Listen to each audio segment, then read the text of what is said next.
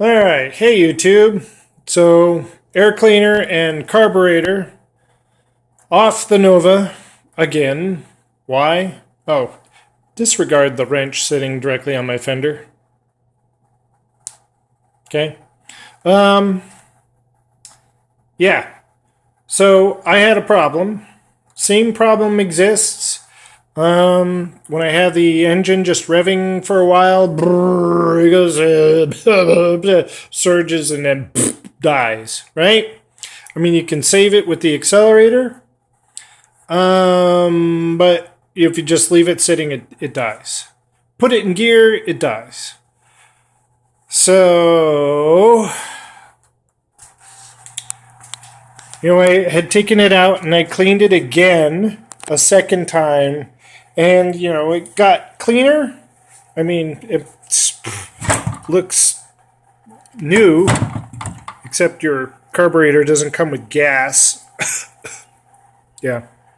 I had taken it off the car and didn't tilt it.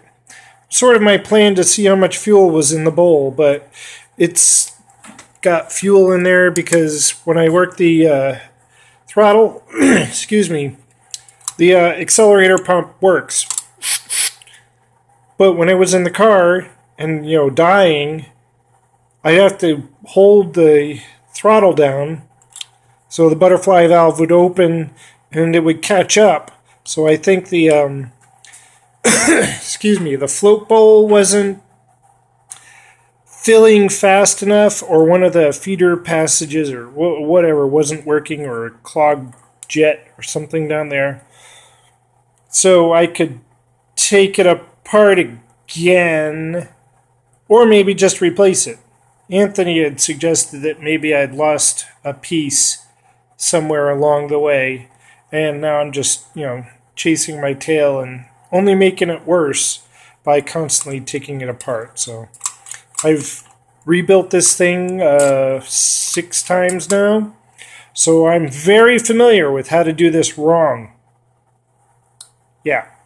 So anyway, I think Anthony was hinting at maybe going to a swap meet and finding a carburetor for me, and doing like a 300% markup and giving it or selling it to me. So he wanted me to measure this, like measure everything on video. I mean, it's a Rochester monojet with a bimetallic choke thingy and the electronic solenoid, which is the idle cutoff, or not the idle cutoff, the throttle cutoff. So when you kill the engine, you kill the electrical source to the solenoid, and it backs off and closes the throttle so it doesn't sit there in diesel.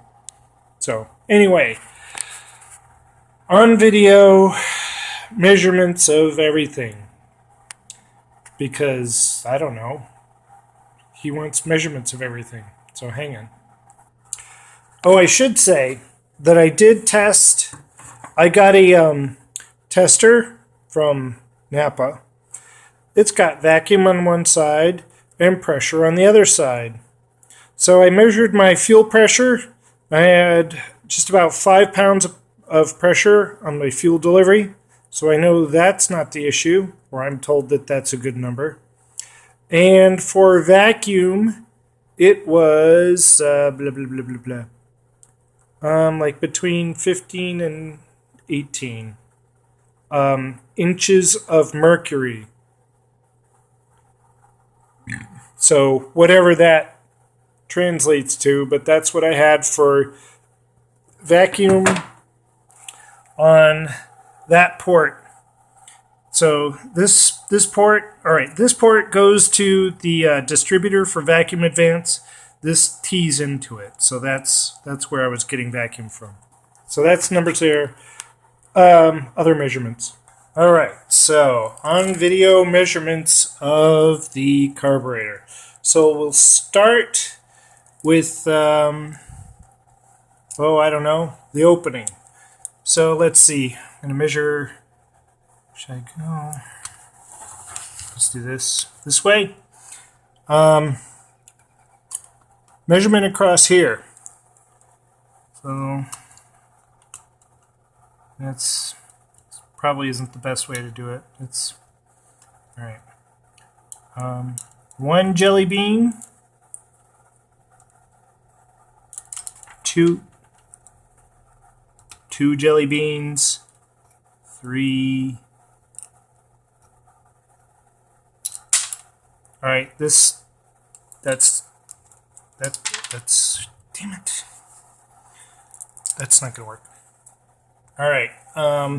I should have thought jelly beans aren't standard because they're like all different sizes and kind of lumpy. So we need something more standard. So it's like just about the diameter of a can. Here.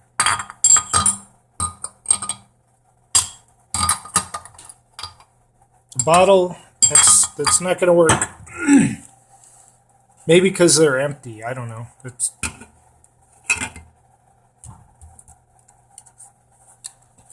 There.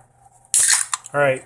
And actually, you're not a beer guy, so this is probably not a very good measure. All right, hang on a second. Find something you're into. Melons. Who doesn't like melons? So the carburetor's about, I don't know.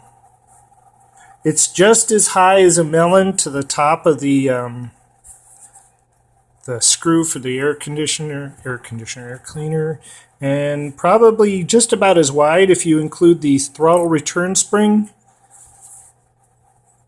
Well, you know what? These melons look a little old. And, melons change dimensions as they get older, so that's probably not a good thing. I guess it depends on the age of the melons you're using. I don't know. All right, that won't work. All right, sorry. I was thinking I need something standardized that... sorry. Earthquake. That's meant to measure things, right? Okay, so it's shorter than this, and then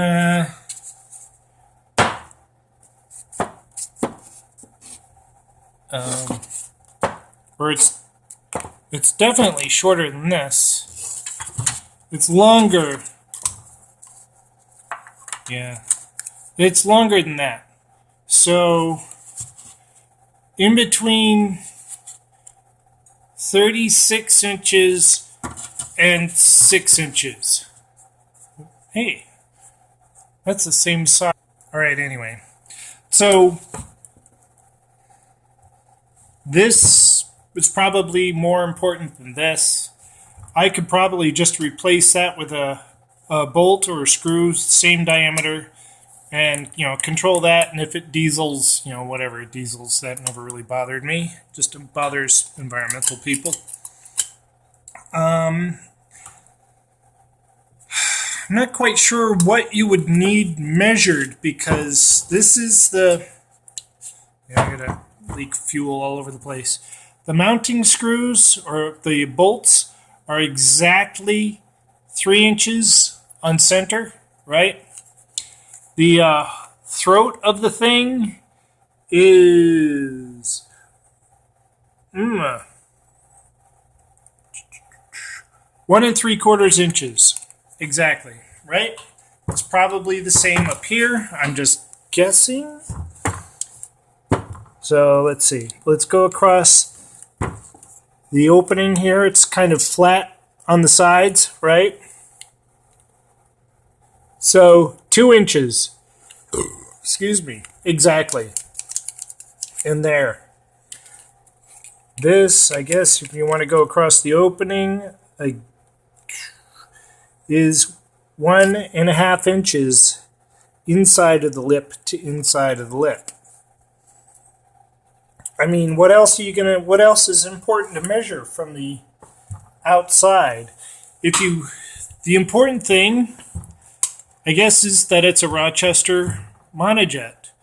And then the differences I've seen are like in maybe having the choke pull off, which is run off this circuit, vacuum circuit here. Let me show you what that looks like.